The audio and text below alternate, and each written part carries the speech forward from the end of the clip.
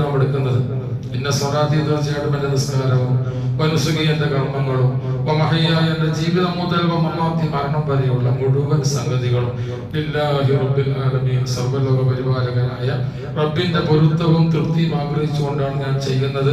അത് ഞാൻ പ്രതിജ്ഞാബദ്ധനാണ് എന്ന് റബ്ബിനോട് പറയുന്നവരാണ്. അതുകൊണ്ട് തന്നെ എല്ലാം എ മുതൽ സെറ്റ് വരെ പൂർണ്ണമായിട്ട് നമുക്ക് ഇസ്ലാമിലായി കൊണ്ട് മുന്നോട്ട് പോകേണ്ടതുണ്ട്. അതാണ് അല്ലാഹു പറഞ്ഞത്, നിങ്ങൾ എല്ലാ വഴിയിലും നിങ്ങളുടെ ജീവിതത്തെ നിങ്ങൾ ഇസ്ലാമീകരിക്കണം, ഇസ്ലാമിലേക്ക് പ്രവേശിക്കണം. ആ രീതിയിൽ നമുക്കുള്ള ബന്ധങ്ങളെ ബാധ്യതകളെ പറ്റി പറയുമ്പോൾ പ്രധാനമായിട്ട് മുന്നേറ്റ കാര്യങ്ങൾ ഓർമ്മപ്പെടുത്തുന്നത് ഇന്ന് നമുക്ക് വളരെയധികം പ്രധാനമായിട്ടുള്ള എഴുത്തക്കഥ കാര്യങ്ങളൊക്കെ കടന്നു വരുമ്പോൾ ആ ബന്ധങ്ങൾ ഊഷ്മളമല്ലെങ്കിൽ ഖദറിന്റെ രാവിന്റെ ഫലം നമുക്ക് ലഭിക്കില്ലെന്ന് ബഹുമാനപ്പെട്ട മുഹമ്മദ് റസൂലുള്ളാഹി സ്വല്ലല്ലാഹു അലൈഹി വസല്ലം പറഞ്ഞതാണ്.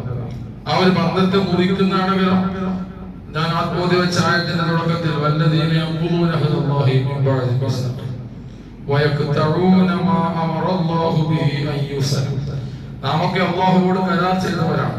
ഈ ലോകത്ത് വരുന്നതിന് മുമ്പ് തന്നെ റബ്ബിനെ അനുസരിക്കാമെന്ന് ആലമുൽ അർവാഹിൽ വെച്ച് ആത്മാക്കളുടെ ലോകത്ത് വെച്ച് നാം റബ്ബോട് കരാർ ചെയ്തവരാണ്. അലസ്തു ബിറബ്ബിക്കും, ഞാൻ നിങ്ങളുടെ റബ്ബല്ലയോ എന്ന് നമ്മളൊക്കെ ചോദിച്ചിട്ടുണ്ട്. നമുക്കൊന്നും ഓർമ്മയില്ലാതെ ഉള്ളൂ. അലി ഇബ്നു അബീ താലിബ് റളിയല്ലാഹു എനിക്ക് ഓർമ്മയുണ്ട്. എനിക്ക് എന്റെ റൂഹിന് അള്ളാഹ് ചോദിച്ച ചോദ്യം എനിക്ക് ഓർമ്മയുണ്ട്.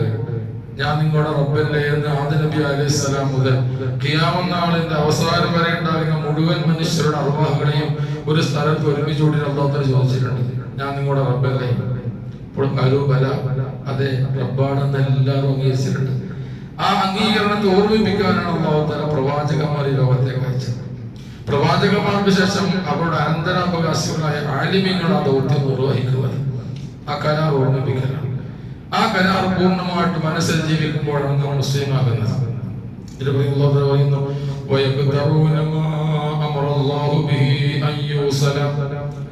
വിളക്കി ചേർക്കണമെന്ന് പറഞ്ഞ ബന്ധത്തെ, യോജിപ്പോടും ഐക്യത്തോടും യോജിപ്പോടും പോകണമെന്ന് പറഞ്ഞ ബന്ധത്തെ മുറിച്ചു മാറ്റുന്നവർ, ഇണക്കി ചേർക്കണമെന്ന് പറഞ്ഞ കുടുംബ ബന്ധത്തെ, ഇണക്കി ചേർക്കണമെന്ന് സാമൂഹിക ബന്ധത്തെ, കുടുംബ ബന്ധത്തെ, അയൽവക്ക ബന്ധത്തെ അത് വെട്ടിമുറിച്ചുകൊണ്ട് ഭൂമിയിൽ കുഴപ്പമുണ്ടാക്കുന്നവർ, വീട്ടിൽ കുഴപ്പം, തറവാട്ടിൽ കുഴപ്പം, അയൽവക്ക ബന്ധത്തിൽ കുഴപ്പം, നാട്ടിൽ പ്രശ്നം, ഇങ്ങനെ ഐക്യത്തോടെ പോവേണ്ടുന്ന, യോജിപ്പോട് പോവേണ്ടുന്ന ബന്ധങ്ങളെ അറുത്തുമാറ്റി ഫിത്നയും ഫസാദും കുഴപ്പവുമായി നടക്കുന്നവർ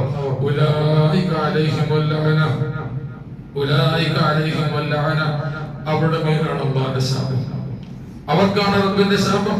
വലഹും സൂഉദ്ദാർ, അവർക്കാണ് ഏറ്റവും മോശമായ നരകം അല്ലാഹു തആല തയ്യാറാക്കി വെച്ചിട്ടുള്ളതെന്നാണ്. യോജിച്ചു പോകേണ്ട മേഖലയ്ക്ക് വിഘ്നം സൃഷ്ടിക്കുന്നവർ, അനൈക്യത്തിന് യുദ്ധമാകുന്നവർ, കുഴപ്പമുണ്ടാക്കുന്നവർ, ആ രീതി മുമ്പോട്ട് പോകുന്ന ഒരു സ്വഭാവം നമുക്ക് ഉണ്ടായിക്കൂടാ. നല്ല യോജിപ്പോടെ പോകണം.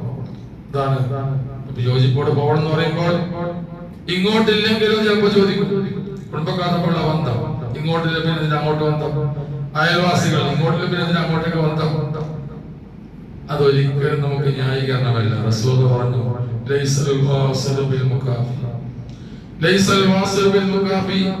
ഇങ്ങോട്ട് ബന്ധമുണ്ടെങ്കിൽ അങ്ങോട്ട് ബന്ധമുണ്ട് എന്ന് പറയുന്നവരല്ല യഥാർത്ഥ ബന്ധം ചേർക്കുന്നവർ.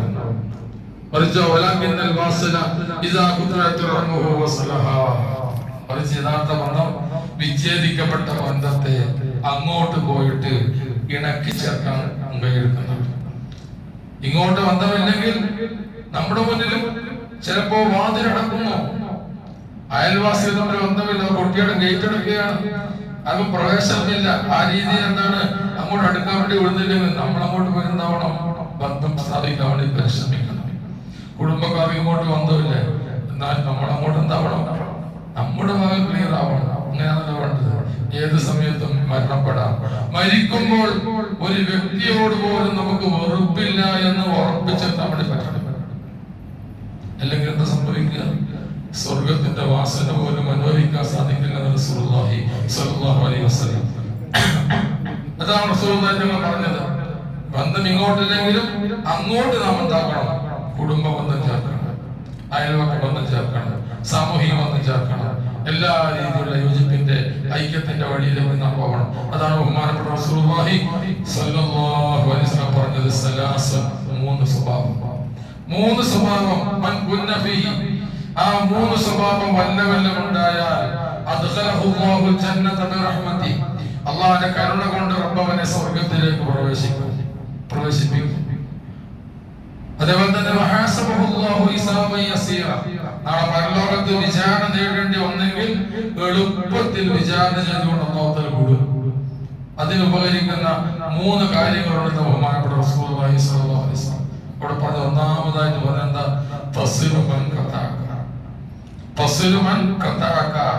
നീ ബന്ധം ചേർക്കുക, ഒരുത്തരുമായിട്ട് ബന്ധം സ്ഥാപിക്കുക. അവൻ നിന്നോട് ബന്ധം വിച്ഛേദിച്ചിരിക്കും. നമ്മോട് പുറത്തു നിൽക്കുന്നവർ ആരാണോ അവരോട് അങ്ങോട്ട് പോയിട്ട് ബന്ധം സ്ഥാപിക്കുന്ന ഒരു സ്വഭാവം നമുക്കുണ്ടെങ്കിൽ അൽഹംദുലില്ലാഹ് സ്വർഗത്തിലേക്ക് എത്താനുള്ള വഴിയാണ്. സ്വർഗത്തിലേക്ക് എത്താനുള്ള വഴിയാണ്. നിയമത്തും ബർക്കത്തും ഉണ്ടാവാൻ തന്നെ വഴികൾ. നിയമത്തും ബർക്കത്തൊക്കെ നമുക്ക് തീരെ ബർക്കത്തും നിയമത്തും ഇല്ലാന്നോ അല്ലേ? വീട്ടിൽ തീരെ ബർക്കത്തില്ല, ജീവിതത്തിൽ ബർക്കത്തില്ല. ആ ബർക്കത്തും നിയമത്തും ഉണ്ടാവാൻ വേണ്ടി രണ്ടൂന്ന് കാരണം റസൂൽ പറഞ്ഞിട്ടുണ്ട്. അതൊരു കാരണം എന്താ?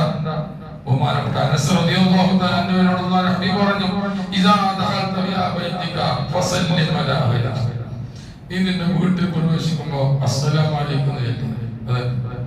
പുറത്തുനിന്ന് ചിലപ്പോൾ കാണുന്നു ചെയ്യും, പക്ഷെ വീട്ടിൽ കയറുമ്പോൾ ചിലപ്പോൾ ഭാര്യയുടെ എല്ലാം മടിയായിരിക്കും അല്ലെ, ചിലപ്പോൾ ഉപ്പാടെ എല്ലാം മടിയായിരിക്കും, ചിലപ്പോൾ മക്കളുടെ എല്ലാം മടിയായിരിക്കും. അതല്ല, അല്ലാഹുവിന്റെ നിഅമത്ത് ബർക്കത്ത് വീട്ടിൽ വർഷിക്കാനുള്ള പ്രധാനപ്പെട്ട ഒരു ഗുണം അതാണ്. വീട്ടിൽ കയറുമ്പോൾ മുസ്ലിങ്ങൾ തമ്മിലുള്ള ബാധ്യതകളിൽ ബന്ധങ്ങൾ ഉഷ്ണമാക്കാൻ മുസ്ലിങ്ങൾ തമ്മിലുള്ള ഹക്കുകളിൽ പ്രധാനപ്പെട്ട ഒന്ന് സലാം തന്നെയാണല്ലോ. ഇപ്പൊ വീട്ടിൽ കയറുമ്പോൾ സലാം ചെല്ലണം.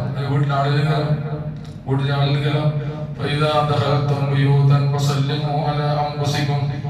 പറഞ്ഞു, വീട്ടിൽ ആളില്ലെങ്കിൽ വീട് പൂട്ടിയിട്ട് പുറത്തേക്ക് പോയതാണ്, താക്കോലിട്ട് തുറന്നിട്ട് വീട്ടിലേക്ക് പ്രവേശിക്കുകയാണ്. എന്നാൽ എന്ത് പറയണം?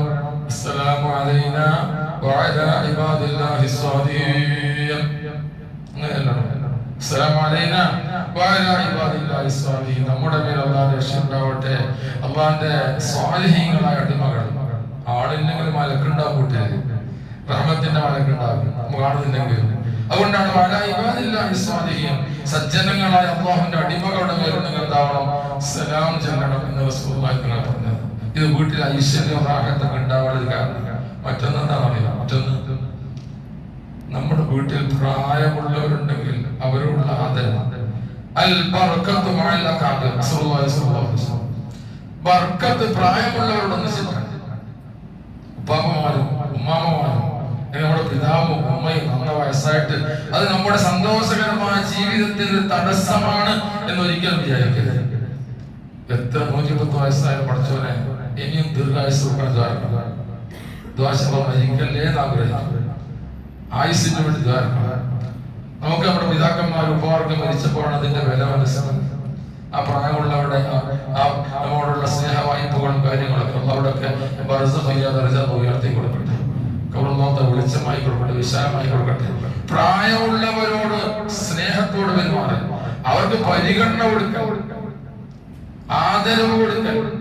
ബഹുമാനപ്പെട്ട റസൂലുള്ളാഹി സ്വല്ലല്ലാഹു അലൈഹി വസല്ലം തങ്ങളും സിദ്ദീഖ് അക്ബർ റളിയല്ലാഹു അൻഹു, ഉമർ ഖത്താബ് റളിയല്ലാഹു തആല അൻഹു, അബൂ ഉബൈദ ജറാഹ് റളിയല്ലാഹു തആല അൻഹു പോയിട്ട് പ്രമുഖരായ സഹാബാക്കളടങ്ങുന്ന ഒരു സദസ്സ്. ആ സദസ്സിലേക്ക് കുടിക്കാൻ പാലിന്റെ ഒരു പാത്രം കൊണ്ടുവരപ്പെട്ടു സദസ്സിൽ. ആ സന്ദർഭത്തിൽ റസൂലിന്റെ പാത്രം കാണിച്ചു. എന്നിട്ടോ റസൂൽ കുടിക്കാതെ അബൂ ഉബൈദ റളിയല്ലാഹു തആല കയ്യിൽ കൊടുത്തു.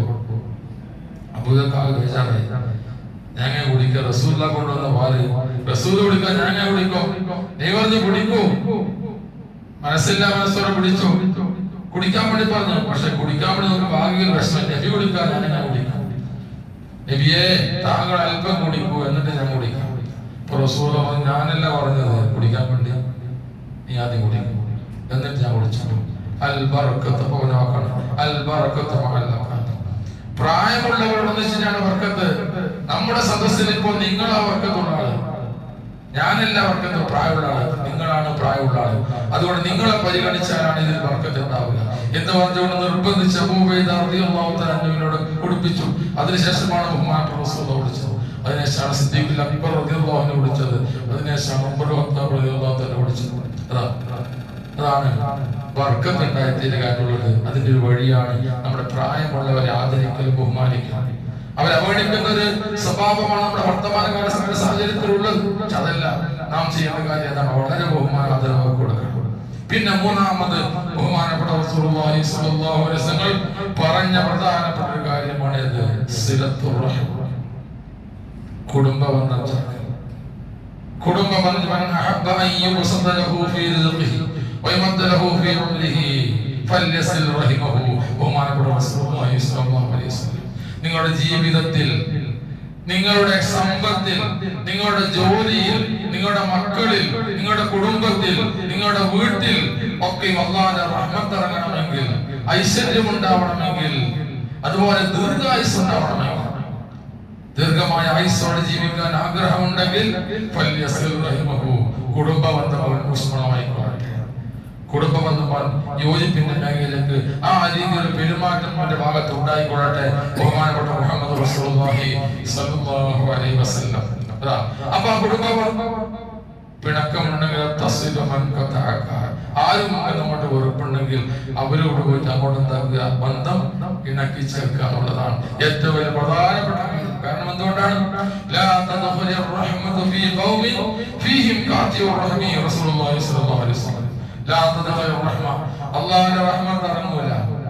അള്ളാഹുവിന്റെ റഹ്മത്ത് ഇറങ്ങൂല. ഒരു ജനതയിൽ, ഒരു തറവാട്ടിൽ, ഒരു വീട്ടിൽ റഹ്മത്ത് ഇറങ്ങൂല. ഫീഹിം അവിടെ കൂട്ടത്തിലുണ്ട് കുടുംബക്കാരുമായിട്ട് ഓർത്തേക്കുന്നവർ, കുടുംബബന്ധം വിച്ഛേദിച്ചവർ. റസൂലുള്ളാഹി സ്വല്ലല്ലാഹു അലൈഹി വസല്ലം തങ്ങൾ ഒരു സദസ്സ് സംഘടിപ്പിക്കുമ്പോൾ, ഒരു ഇൽമിന്റെ സദസ്സ് സംഘടിപ്പിക്കുമ്പോൾ ആദ്യം പറയുന്ന വാക്കതാണ്, എന്റെ സദസ്സിൽ ബന്ധുക്കളായിട്ട് ഓർത്തേക്കുന്ന ആരോ ഉണ്ടെങ്കിൽ എഴുന്നേറ്റ് പോകണം. ഈ സദസ്സിൽ ഇരിക്കരുത്. കാരണം അള്ളാഹ് റഹ്മത്ത് ഉണ്ടാവില്ല പറഞ്ഞത്.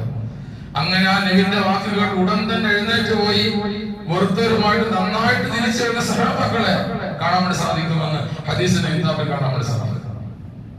അതാണ് ഇപ്പൊ റഹ്മത്ത് വിച്ഛേദിക്കപ്പെട്ടു പോകുന്നു. ബർക്കത്ത് വിച്ഛേദിച്ചു. റഹ്മത്ത് ബർക്കത്ത് പിന്നെ ആദ്യം മനസ്സിലാക്കാൻ ബർക്കത്ത് എന്നൊക്കെ പറഞ്ഞാൽ അവനെന്താണ്? ഭക്ഷണം കഴിച്ച കൊള്ളാനാടെ പോവോ? അള്ളാഹു നമുക്ക് നൽകിയ അനുഗ്രഹം കൊണ്ടുള്ള ഇന്തിഫാണ്, ഉപകാരം, അതുണ്ടാവില്ല. ഭക്ഷണം കഴിച്ചാൽ കൊള്ളൻ അറിയില്ല എന്നതിന്റെ അർത്ഥമില്ല, അതിന്റെ അർത്ഥമില്ല. ജോലി ചെയ്താൽ ശമ്പളം കിട്ടൂല എന്നതിന്റെ അർത്ഥമില്ല. ബർക്കത്തില്ല എന്ന് പറഞ്ഞാൽ ആ കിട്ടിയ ശമ്പളം ഉപകാരപ്രദമായ മാർഗത്തിൽ വിനിയോഗിക്കാൻ കഴിയില്ല. ഏതെങ്കിലും രീതിയിൽ അങ്ങ് പോകും, നഷ്ടപ്പെട്ടു പോകും. അള്ളാഹുവിന്റെ നിയമത്ത് ബർക്കത്ത് നഷ്ടപ്പെട്ടു പോകും. ആ രീതിയിലാണ്. അതുകൊണ്ട് തന്നെ ആ കുടുംബബന്ധം ഊഷ്മളമായിരിക്കണം, ദീർഘമായ ആയുസ്. ബഹുമാനപ്പെട്ട ദാവൂദ് നബി അലൈഹിസ്സലാമിന്റെ അടുക്കൽ ബഹുമാനപ്പെട്ട ജിബ്രീൽ അലൈഹിസ്സലാം കടന്നു വന്നു. എന്നിട്ട് പറയുന്നു ദാവൂദ് നബിയോട്, ദാവൂദ് നബിയെ ഒരു മനുഷ്യൻ ചൂണ്ടിക്കാണിച്ചിട്ട്, ആ മനുഷ്യൻ 6 ദിവസത്തെ ആയുസേ ഉള്ളൂ, 6 ദിവസം കഴിഞ്ഞാൽ മരിക്കും. അപ്പോ എപ്പോഴും തന്നെ സാഹസിലേക്ക് വരുന്ന മനുഷ്യനാണ്. ദാവൂദിലേക്ക് വല്ലാതെ വിഷമായി പോയി. കാരണം 6 ദിവസം കഴിഞ്ഞാൽ മരിക്കുക. ഓരോ ദിവസം ഇങ്ങനെ നോക്കി, 1 കഴിഞ്ഞു, 2 കഴിഞ്ഞു, 3 കഴിഞ്ഞ്, 5 ദിവസം കഴിഞ്ഞ്, 6ാമത്തെ ദിവസം ഈ മനുഷ്യൻ ഇന്നും കൂടെ അവിടെ കാണുകയുള്ളൂ. ജിബ്രീൽ എന്നോട് വന്നിട്ട് പറഞ്ഞത്. അങ്ങനെ 6 ദിവസം കഴിഞ്ഞു, 7ആയി 8ആയി ആഴ്ചകൾ കഴിഞ്ഞു, ആള് മരിച്ചില്ല. അപ്പോ ദാവൂദിന് സംശയമായി, എന്ത് ജിബ്രീൽ വന്നിട്ട് പറഞ്ഞത്? ജിബ്രീലാണെങ്കിൽ അമീനാണ്, വിശ്വസ്തനാണ്, വഹി കൊണ്ടുവരുന്ന ആളാണ്. ജിബ്രീൽ പറയുന്ന വാക്ക് കളവായി പോയാൽ പിന്നെ ദീൻ തന്നെ ഇവിടെയുണ്ടോ? പിന്നെ എല്ലാം കളവായി പോയി, വിശ്വസിക്കാൻ വേണ്ടി പറ്റും. എന്താ സംഭവിച്ചത്? ജിബ്രീൽ അലൈഹിസ്സലാം വഹിയുമായി വന്നപ്പോൾ ദാവൂദ് ചോദിച്ചു, പ്രിയപ്പെട്ട ജിബ്രീലെ, താങ്കൾ 6 ദിവസം കൊണ്ട് മരിക്കുമെന്നാണ് പറഞ്ഞ മനുഷ്യൻ ഇപ്പോഴും ജീവനോടെ ഹയാത്തിലുണ്ടല്ലോ, മരിച്ചിട്ടില്ലല്ലോ, താങ്കൾ പറഞ്ഞ വാക്കിൽ എന്താ സംഭവിച്ചത്? അപ്പോഴാണ് ജിബ്രീൽ അലൈഹിസ്സലാം പറയുന്നത്, ദാവൂദ് നബിയെ, ഞാൻ പറയുന്ന സന്ദർഭത്തിൽ അന്നത്തെ ആ ദിവസം അള്ളാഹുവിന്റെ ആ രീതിയിലായിരുന്നു. പക്ഷേ റബ്ബ് തആല ഖദാഇൽ ഭേദഗതി വരുത്തി ഈ 6 ദിവസത്തിന്റെ ഇടയിൽ ആ മനുഷ്യൻ പുറത്തുനിന്ന് ചില കുടുംബക്കാർ ബന്ധുക്കൾ ഉണ്ടായിരുന്നു. എന്തോ ഭാഗ്യത്തിന് അവരുമായിട്ട് നന്നാവാൻ ഒരു മനസ്സ് അദ്ദേഹത്തിന് വന്നു. അങ്ങനെ അവരുമായിട്ട് നന്നായി ലോകത്തിലായി തിരിച്ചു വന്നു. അപ്പൊ അല്ലാഹു തആല 20 വർഷത്തെ ആയുസ് കൂടി കൊടുത്തിട്ടുണ്ട്. 20 വർഷത്തെ ആയുസ് അദ്ദേഹത്തിന് കൂടി കൊടുത്തിട്ടുണ്ട്. അങ്ങനെയൊക്കെ ഉണ്ടാവും. യംഹുല്ലാഹു മാ യശാ. ഖുർആൻ പറയുന്നുണ്ട് യംഹുല്ലാഹു മാ യശാ. റബ്ബ് തആല ഉദ്ദേശിക്കുന്ന കാര്യത്തിൽ ഭേദഗതി വരുത്തും. ഖദാ 2 വിധത്തിലുണ്ട്. ഖദാവ് മുബറമുണ്ട്, ഖദാവ് മുഅല്ലഖുണ്ട്. ഒന്നിനോടൊന്ന് ബന്ധപ്പെടുത്തിയിട്ട് ഇന്ന കാര്യം ചെയ്താൽ അങ്ങനെ കൊടുക്കാം, ഇന്ന കാര്യം ചെയ്താൽ ഇങ്ങനെയാവാം, ഇങ്ങനെ ഒന്നിനെ മറ്റൊന്നിനോട് ബന്ധപ്പെടുത്തി ചില ഖദാവുകളുണ്ട്. അതല്ലേ ദുആ. എന്താ ദുആക്ക് കുറച്ച് കൊണ്ട് കണക്കാക്കിയില്ലേ?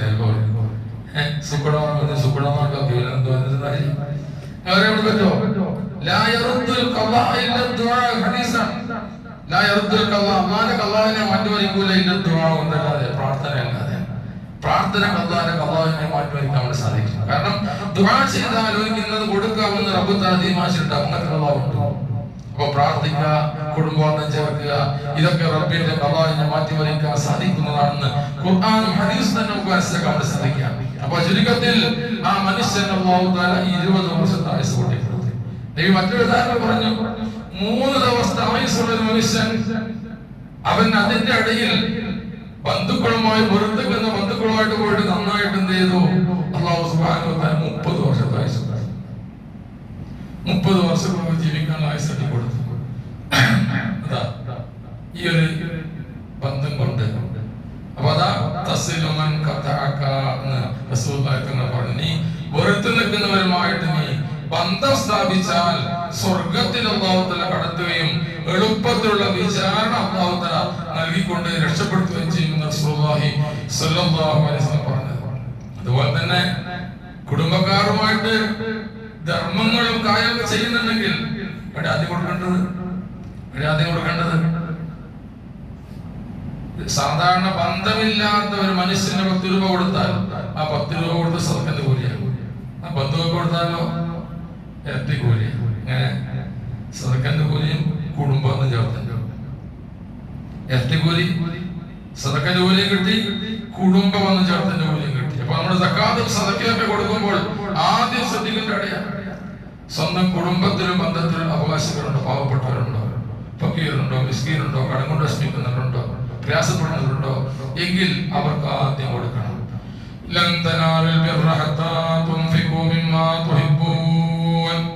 ഈ ആയത്ത് ഇറങ്ങിയ സന്ദർഭം അതിന്റെ അർത്ഥം തീർച്ചയായിട്ടും നിങ്ങൾ ഗുണത്തെ എത്തിക്കില്ല, നന്മ എത്തിക്കില്ല.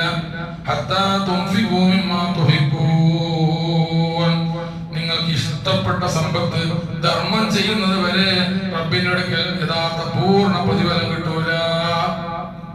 കൊടുക്കുമ്പോൾ നല്ല സാധനം കൊടുക്കണം, ഇഷ്ടപ്പെട്ട സാധനം ധർമ്മം ചെയ്യാൻ, അപ്പോഴാണ് കൂടുതൽ കൂലി കിട്ടുക. ഈ ആയത്തിറങ്ങിയപ്പോൾ അബൂ തൽഹ റളിയല്ലാഹു തആല അൻഹു ബഹുമാനപ്പെട്ട റസൂലുള്ളാഹിന്റെ ഹദറത്തിലേക്ക് വന്നിട്ട് പറഞ്ഞു, നബിയേ, മദീനയിലെ ബൈറുഹ എന്ന് പറയുന്ന തോട്ടമുണ്ടല്ലോ, ആ തോട്ടം എനിക്ക് ഏറ്റവും ഇഷ്ടപ്പെട്ട തോട്ടാണ്. അല്ലാഹുവിന്റെ ഹബീബ് സ്വല്ലല്ലാഹു അലൈഹി വസല്ലം തങ്ങൾ ഇടയ്ക്കിടെ വന്നിട്ട് അവിടെ നിന്ന് ഈത്തപ്പഴം പറിച്ചെന്നാറുണ്ട്, അരുവിയിൽ വെള്ളം കുടിക്കാറുണ്ട്. അത്ര നല്ല ഒരു തോട്ടമാണ്. അതിന്റെ മുതലാളി അബൂ തൽഹയാണ്. അബൂ തൽഹ പറയുന്നു, നബിയേ, ഖുർആൻ ഇറങ്ങിയിട്ടുണ്ടല്ലോ,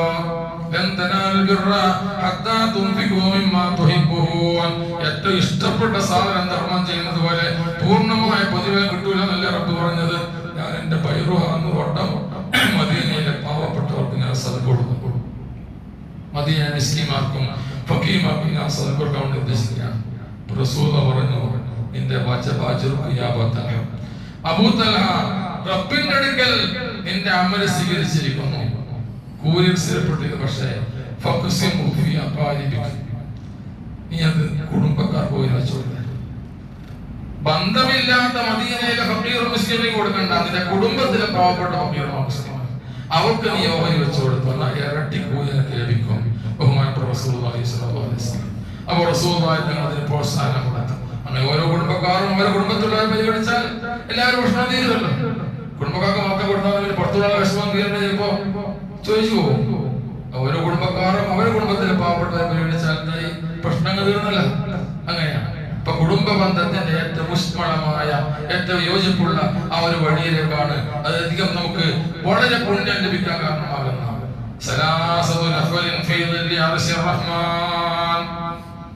മൂന്ന് വിഭാഗം ആൾക്കാർ അറശിന്റെ തണലിലാണെന്ന് റസൂലുള്ളാഹി. അറശിന്റെ തണൽ ലഭിക്കുന്ന 7 വിഭാഗം ഹദീസിലുണ്ട്. അതുകൊണ്ട് 7 വിഭാഗം ഉള്ളത് മാനില്ല. അത് ഹദീസിൽ വന്ന 7 വിഭാഗം. അതാണ് വേറെ ഹദീസ് പലരും പറഞ്ഞിട്ടുണ്ട്. സബൂൽ മൂബിക്കാത്തെന്ന് പറഞ്ഞാൽ ചിലപ്പോ 7 വൻകുറ്റം. 7 മാത്രമല്ല വൻകുറ്റം ഉള്ളത്. വൻകുറ്റം ഒരുപാടുണ്ട്. പക്ഷെ ഒരു ഹദീസിൽ 7 കുറ്റം ഒത്തിരിയുള്ളൂ. കിതാബുൽ കബായിർ എന്ന് പറഞ്ഞ കിതാബുണ്ട്.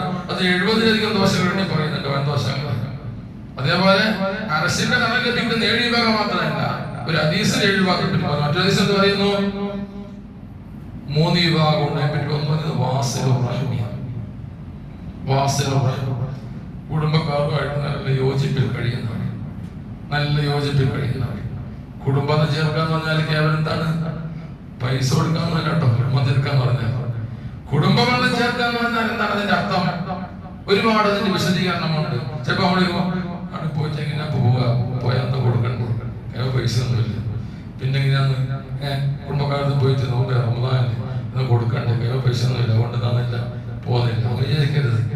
വശാവശത്തുൽ വജ്ഹ്, ഒന്ന് പോയിട്ട് പ്രസന്നമായ മുഖത്തോടുകൂടി പോയിട്ട് അസ്സലാമു അലൈക്കും എന്ന് പറഞ്ഞ് അവരുമായിട്ട് സന്തോഷം പങ്കിടൽ, അത് കുടുംബ ബന്ധം ചേർക്കലാണെന്ന് ഫത്ഹുൽ ബാരിയിൽ വളരെ വ്യക്തമായിട്ട് ഓർമ്മപ്പെടുത്തുന്നുണ്ട്. മറ്റൊന്നെന്താണ്? നിങ്ങൾ പോയിട്ട് വല്ലത് സഹായിക്കുക, പോയിട്ട് അടുത്ത പ്രോഗ്രാം കാര്യങ്ങളൊക്കെ ഉണ്ടാകും, പരിപാടികളൊക്കെ ഉണ്ടാകുമ്പോൾ എന്തൊക്കെ സഹായിച്ചു കൊടുക്കുക, അതും കുടുംബ ബന്ധം ചേർക്കലാണ്. മറ്റൊന്ന് വല്ല വിഷമങ്ങളോ പ്രയാസങ്ങളോ ബന്ധങ്ങൾ തടുക്കുക, പോയിട്ട് എന്തോ കുടുംബത്തിൽ ആർക്കും വിഷമ പ്രയാസം ഉണ്ടാകുമ്പോൾ അത് ഇല്ലായ്മ ചെയ്യാൻ വേണ്ടി വളർത്താൻ പോയിട്ട് പൈസ അയക്കുക, അതുകൊണ്ടാണ് കുടുംബം ചേർക്കലാണ്. അത് ഏറ്റവും വലുത് ദുആയിൽ അവരെ പങ്കുചേർക്കലാണ്. കുടുംബം ചേർക്കുന്നതിന്റെ ഏറ്റവും വലിയ വഴി ദുആയിൽ പങ്കുചേർക്കലാണ്.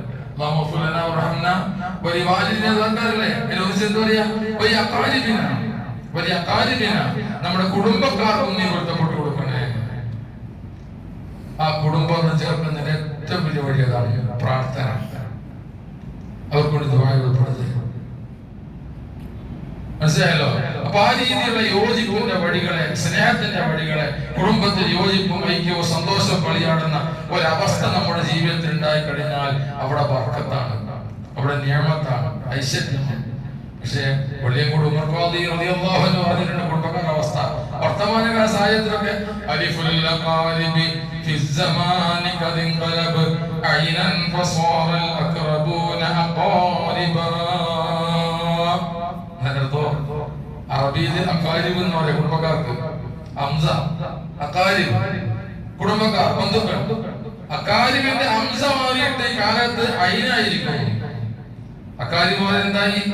അഖാരിബ്. ഹംസ മാറിയിട്ട് ഐനായാല് അഖാരിബിന്റെ അർത്ഥം തേള് അല്ലേ? തേളിന്റെ സ്വഭാവം എന്താ? തേളിന്റെ സ്വഭാവം എന്താണ്? കുത്തി ഉപദ്രവിക്കൽ അല്ലെ? കുത്തിച്ച് വിഷമിപ്പിക്കലും പ്രയാസപ്പെടുത്തുക. അതേപോലെ കുടുംബക്കാർ അപ്പുറം കുറഞ്ഞ പാരവെക്കലും വിഷമിപ്പിക്കലും കുത്തുവാക്കുകയും പരസ്പരം വിദ്വേഷപ്പെടുന്ന വാക്ക് പറയലും സ്വഭാവങ്ങളും ഒക്കെ ആയിട്ട് അകാര്യമായിട്ട് മാറിയിരിക്കുന്നു. ബഹുമാനപ്പെട്ട ഉമർ ഖാദി റളിയല്ലാഹു അൻഹു പറഞ്ഞതാണ്. അതേപോലെയാണ് വർത്തമാനകാല സാഹചര്യങ്ങളൊക്കെ. നമ്മുടെ ഭാഗത്ത് നിന്നും ആ രീതിയിലൊന്നും ഉണ്ടാവരുത്. നല്ല യോജിപ്പ്. സ്വർഗത്തിലേക്ക് എത്തണോ? അതാ നീയുമായിട്ട് വെറുപ്പുള്ളവരുണ്ടെങ്കിലും അങ്ങോട്ട് പോയിട്ട് എന്താവുക? നന്നാവുക. പിന്നെന്താണ് രണ്ടാമത്തെ അർത്ഥം?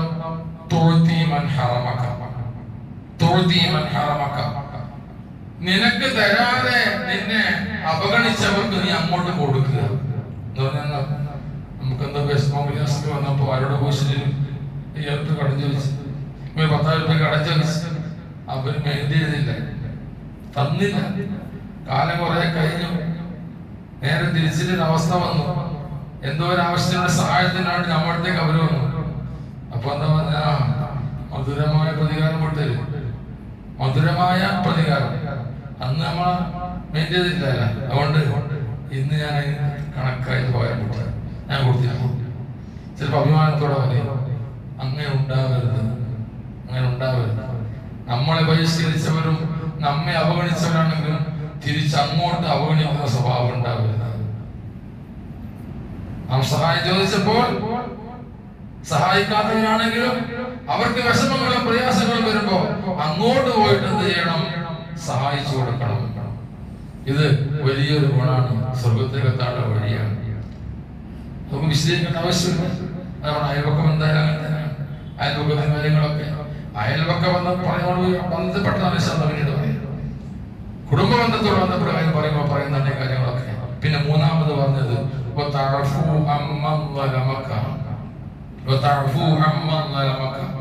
നിന്നെ ഉപദ്രവിച്ചവർ, ബുദ്ധിമുട്ടിച്ചവർ, അവർക്ക് മാപ്പ് കൊടുക്കുക, വിടുതി കൊടുക്കുക.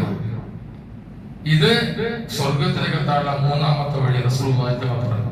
നമ്മളിപ്പോ ദ്വാരക്കുന്നതിന് അല്ലാഹുമ്മ ഇന്നക അഫ്വുൻ തുഹിബ്ബുൽ അഫ്വ ഫഅഫു അന്നി. അല്ലാഹുവേ, നീ വിട്ടുവീഴ്ച ചെയ്യുന്നവനാണ്, വിട്ടുവീഴ്ച ഇഷ്ടപ്പെടുന്നവനാണ്, എനിക്കും നീ വിട്ടുവീഴ്ച ചെയ്യണേ. ഇങ്ങനെ റബ്ബിനോട് ദ്വാരക്കണം. എന്ത് വേണം? ആദ്യം നമ്മുടെ ഭാഗത്തെ സ്വഭാവം ഉണ്ടാവണം. നമ്മുടെ ഭാഗത്ത് മറ്റുള്ളവർക്ക് ഞാൻ മരിച്ചാലും പൊരുത്തപ്പെട്ടു കൊടുക്കൂല എന്ന് പറയുന്ന സ്വഭാവം ഉണ്ടെങ്കിൽ പിന്നെ ഇങ്ങനെ റബ്ബിനോട് നമ്മൾ പറയല്? പഠിച്ചാൽ നീ പൊരുത്തപ്പെട്ട് തന്നെ റബ്ബിനോട് പറയണമെങ്കിൽ നമ്മുടെ അടുക്കൽ ആ സ്വഭാവം വേണ്ടേ? മറ്റുള്ളവർക്ക് പൊരുത്തപ്പെടുന്ന സ്വഭാവം, ഞാൻ പൊരുത്തപ്പെട്ട് തരൂല എന്ന് പറയുന്ന സ്വഭാവം ഉണ്ടെങ്കിൽ തിരിച്ച് റബ്ബിന്റെ അടുക്കൽ നിന്ന് കിട്ടൂല, പൊരുത്തപ്പെട്ടു കിട്ടൂല. അങ്ങനെയാണ് ഉപദ്രവിച്ചാൽ വിട്ടുവീഴ്ച ചെയ്യാന്നുള്ളത്. തെറ്റിയ നന്മ കൊണ്ട് നേടണ്ടേ? ഇത്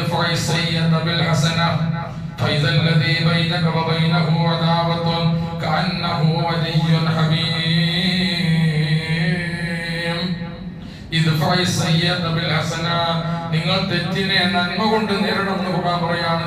നമ്മെ ആരെങ്കിലും ഇങ്ങോട്ട് ഉപദ്രവിച്ചാലും തിരിച്ച് അങ്ങോട്ട് ഉപദ്രവിക്കല്ല വേണ്ടത്. തെറ്റിനെ നിങ്ങൾ നന്മ കൊണ്ട് നേരിടണം. എന്നാ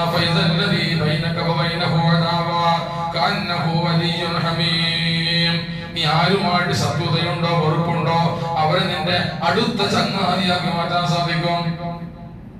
ഇങ്ങോട്ട് ഉപദ്രവിച്ചാല് അങ്ങോട്ട് വിട്ടുവീഴ്ച ചെയ്തിട്ട് ചേർത്ത് പിടിച്ചാൽ അവരുമായിട്ട് സൗഹൃദത്തിന്റെ വഴിയിലേക്ക് എത്തിച്ചേരാൻ വേണ്ടി സാധിക്കും, അവരെ നന്നാക്കാൻ വേണ്ടി സാധിക്കും.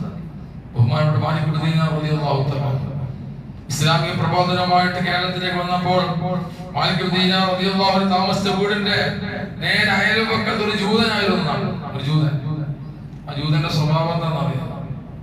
തന്റെ വീട്ടിലെ മുഴുവൻ മാലിന്യങ്ങളും നേരെ വിളിക്കുന്നതിന് മുമ്പ് മാലിക് ബിൻ ദീനാർ റളിയല്ലാഹു അൻഹു വീട്ടിന് മുമ്പിൽ കൊണ്ടുവരും. എല്ലാ മാലിന്യ കുമ്പാലും മാലിക് ബിൻ ദീനാർ റളിയല്ലാഹു അൻഹു ഒന്നും പ്രതികരിക്കൂല. മുമ്പ് സ്വന്തം കൈകൊണ്ട് അതെല്ലാം വൃത്തിയാക്കിയിട്ട് വെക്കും. കുറെ മാസങ്ങളോളം ഈ സ്വഭാവം തുടർന്നു. ജൂതന്റെ വീട്ടിലെ മുഴുവൻ മാലിന്യങ്ങളും മാലിക് ദീനാറിന്റെ വീടിന് മുമ്പിൽ കൊണ്ടിടും. മാലിക് ദീനാർ ചെയ്യും, രാവിലെ വൃത്തിയാക്കും, എന്ന് പ്രതികരിക്കൂല. കുറെ മാസം കഴിഞ്ഞപ്പോ പിന്നെ ഈ ജൂതൻ തന്നെ ഒരു മനസ്സിന് മാറ്റി. ഇത് ഞാൻ എത്രക്കാരിയാണ് ഉപദ്രവിക്കുന്നത്, എന്നിട്ട് എന്താ ഒന്നും ഇയാൾ പ്രതികരിക്കാത്തത്? തിരിച്ചൊന്നും പറയുന്നില്ലല്ലോ ഇദ്ദേഹം. ജൂതൻ ഒരു ദിവസം വീട്ടിലേക്ക് വന്നു മാലിക് ദീനാർ എന്നിട്ട് പറഞ്ഞു എന്നാണ് എന്റെ ഞാൻ കുറെ കാര്യങ്ങൾ ഉപദ്രവിക്കുന്നത് ബുദ്ധിമുട്ടിയത്, പക്ഷെ നിങ്ങൾ തിരിച്ചൊന്നും എന്നോട് ഇങ്ങോട്ട് ഉപദ്രവിക്കുന്നില്ലല്ലോ, മനസ്സിലാക്കുന്നില്ലല്ലോ. അപ്പൊ പറഞ്ഞു എന്റെ മതം അങ്ങനെ പഠിപ്പിച്ചു. തെറ്റിനെ തെറ്റുകൊണ്ട് നേടാൻ വേണ്ടി പറഞ്ഞില്ല. എന്റെ മതം തെറ്റിനെ നന്മ കൊണ്ട് നേടാനാണ് പറഞ്ഞത്. അതുകൊണ്ടാണ് ഞാൻ ഒന്നും പ്രതികരിക്കാത്തതെന്ന് പറഞ്ഞു കൊടുത്തപ്പോൾ ആ ജൂതനും കുടുംബവും ഇസ്ലാമിലേക്ക് കടന്നു വന്നു. ചേത്താൻ പറയണം, ജൂതനും കുടുംബവും ഷഹാദത്ത് ഇസ്ലാമിലേക്ക് കടന്നു വന്നു. എന്താണ് ആ പെരുമാറ്റ രീതിയ? ഇങ്ങോട്ട് ഉപദ്രവിക്കുന്നവരെ അങ്ങോട്ട് ബുദ്ധിമുട്ടിക്കാതെ വിട്ടുവീഴ്ച ചെയ്ത് കൊടുക്കുന്ന സ്വഭാവം വന്നപ്പോൾ ആ സ്വഭാവത്തിൽ ആകർഷണമായിട്ട് ആ ശത്രുവിനെ മിത്രമാക്കി വരാൻ സാധിച്ചു.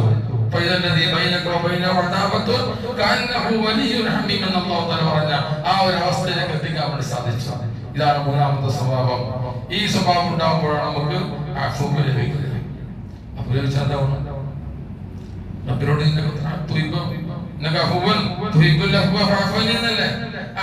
എന്താ ഗുണം? നമ്മുടെ രേഖയിൽ ഒന്നും ഉണ്ടാവില്ല.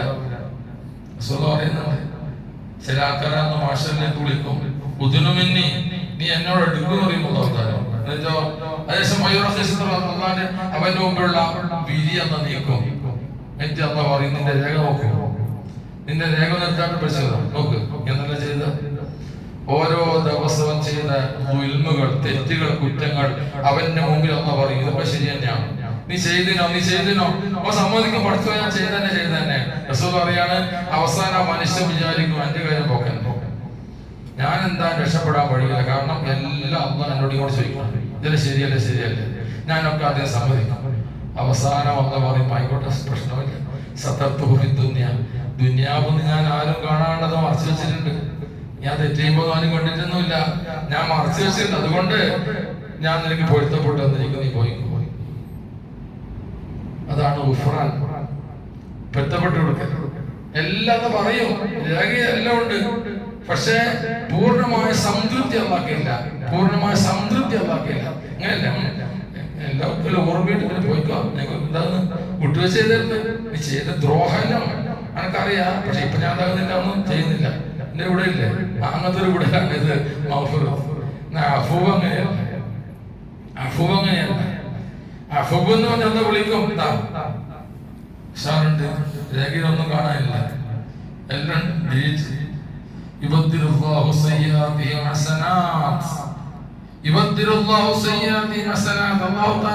ചെയ്ത കുറ്റങ്ങളൊക്കെ മാറ്റി മറിച്ചിട്ട് ഹസനാത്താക്കി നന്മയൊക്കെ എഴുതി വെച്ചിരിക്കണം. അവിടെ ചെയ്ത കുറ്റം ഒന്നുമില്ല. നോക്ക്, ഇങ്ങോട്ട് വാ, ഞാൻ നിന്നോട് തൃപ്തിപ്പെട്ടിരിക്കുന്നു, നിന്റെ രേഖയിൽ കുറ്റമൊന്നുമില്ല, ഞാൻ നിന്നിൽ പൂർണ്ണ സംതൃപ്തനാണ്, നീ സ്വർഗത്തിലേക്ക് പോയിക്കോ എന്ന് പറഞ്ഞ് വേഗത്തിൽ അവരെ പറഞ്ഞേക്കുമെന്ന് ബഹുമാനപ്പെട്ട റസൂലുള്ളാഹി സ്വല്ലല്ലാഹു അലൈഹി വസല്ലം. ഇതാണ് അഫ്വ്. ഇത് കിട്ടണം നമുക്ക്. ആ അഫ്വിനാണ് റബ്ബിനോട് ചോദിക്കുന്നത്. ഏത്?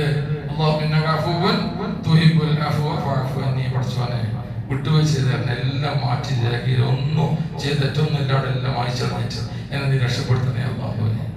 അതാണ്, അതിലേക്ക് നമുക്ക് എത്തിച്ചേരണം. ആ എത്തിച്ചേരണം എന്ത് വേണം? ഈ സ്വഭാവം ഉണ്ടാവും. ഈ സ്വഭാവം നമ്മെ ബുദ്ധിച്ചവർക്ക് ഫുൾ മാപ്പ്. അതല്ലേ യൂസുഫ് നബി അലൈഹിസ്സലാം കാണിച്ചെന്ന മാതൃക അല്ലേ? ലാ തസ്രീബ അലൈക്കും അല്ലവും ഇന്നല്ലാഹ സയഖുൽ ലക്കും അല്ലേ? ലാ തസ്രീബ അലൈക്കും അല്ലവും. തന്നെ കിണറ്റിൽ വലിച്ചെറിഞ്ഞ സഹോദരന്മാർ അവസാനം ഈജിപ്തിന്റെ ഭരണാധികാരി, മിസ്രിന്റെ ഭരണാധികാരിയായി യൂസുഫ് നബി അലൈഹിസ്സലാമിന്റെ മുമ്പിൽ ഭക്ഷണസാധനത്തിന് വേണ്ടി വന്നു നിന്ന സഹോദരന്മാർ, ഇത് മുമ്പിൽ നിൽക്കുന്നത് കൊല്ലാൻ വേണ്ടി പരിശ്രമിച്ച യൂസുഫാണെന്ന് നമുക്ക് ബോധ്യമായപ്പോൾ യൂസുഫ് എന്താ പറഞ്ഞത്? അവിടെ പിടിച്ച് ജയിലിൽ അടക്കാലോ, തൂക്കിക്കൊല്ലാലോ. യൂസുഫ് എന്താ പറഞ്ഞ നിങ്ങളുടെ മേലെ പ്രതികാരമില്ല, ഞാൻ പ്രതികരിക്കുന്നില്ല, പ്രതികാരം ചെയ്യുന്നില്ല, അള്ളാഹ് ഞങ്ങൾ പൊരുത്തപ്പെട്ടു തരും, ഇൻഷാ അല്ലാഹ്, നിങ്ങൾ പോയിക്കോ. ഇതാണ് വിട്ടുവീഴ്ച. തന്നെ മക്കയിൽ നാട്ടി പുറത്താക്കിയ മക്ക ഖുറൈശികളൊക്കെയും മക്ക ഫതഹിന്റെ ദിവസം, മക്ക ജയിച്ചെടുക്കിയ ദിവസം എല്ലാവരും മുമ്പിലേക്ക് കൊണ്ടുവരപ്പെട്ടു. അള്ളാഹുവിന്റെ ഹബീബിന്റെ ഒരു ഓർഡർ ഉണ്ടായാൽ മതി, എല്ലാവരും തലവട്ടാൻ വേണ്ടി. പക്ഷെ നബി എന്താ പറഞ്ഞത്? നിങ്ങളൊക്കെ പോയിക്കോ, ഞാൻ പ്രതികരിക്കുന്നില്ല, പ്രതികാരം ചെയ്യുന്നില്ല. ഞാൻ തസ്ലീം ഇന്ന് ഞാൻ നിങ്ങളുടെ പ്രതികാരം ചെയ്യുന്നില്ല, നിങ്ങൾക്ക് പോയിക്കോ, ഞാൻ മാപ്പ് വന്നിരിക്കുന്നു. എല്ലാവരും പോയി. ലോക ചരിത്രത്തിലെ ഏറ്റവും വലിയ ജനങ്ങളെ ഇസ്ലാമിന്റെ സൗഹൃദത്തിന്റെ വഴി ലോകത്തിൽ കാണിച്ചു കൊടുത്തു.